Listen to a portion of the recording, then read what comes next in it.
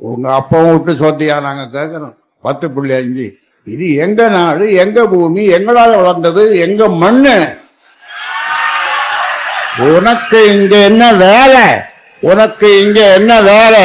உனக்கு இங்க என்ன வேலை?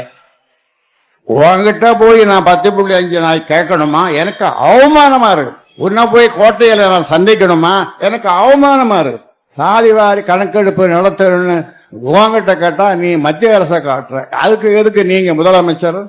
துப்பாக்கி சூடு நடந்ததா இல்லையா? 27 பேர் செத்து போனீங்களா இல்லையா? உங்கள் கண்ணீரை துடைத்தது யார்? அந்த இறந்து போன தியாகிகளுக்கு மாத ஓய்வூதியம் கொடுத்தது யார்? அவர்களை தியாகியாக அறிவித்தது யார்? அந்த குடும்பத்திற்கு பென்ஷன் கொடுத்தது யார்? இப்போது அவர்களுக்கு மணிமண்டபம், நினைவு மண்டபம் கட்டி இருப்பது யார்? அன்று நீங்கள் எம்ஜிஆரால் புறக்கணிக்கப்பட்ட போது, அவரால் துப்பாக்கி சூடு நடத்தப்பட்ட போது, அந்த துப்பாக்கி சூட்டுக்கு நிவாரணம் கொடுத்து உங்கள் கண்ணீரை துடைத்து உங்களை கட்டி தழுவி வன்னியர்களுக்கு மிகவும் பிற்படுத்த மக்களுக்கு 20% இடஒதுக்கீடு என்று கொடுத்தது யார்? கொடுத்ததற்கு பின்னால் இப்போது எந்த கட்சியை, யாரை பார்க்க அசிங்கமாக இருக்கிறது என்று சொல்கிறீர்களோ அவருடைய தந்தையை நீங்களே அழைத்து நாற்காலி போட்டு மஞ்சள் துண்டு அணிவித்து, தந்தை பெரியாருக்கு பின்னால், டாக்டர் அம்பேத்கருக்கு பின்னால் நான் பார்த்த சமூக நீதி காவலர் நீங்கள் தான் என்று மஞ்சள் சால்வை அணிவித்து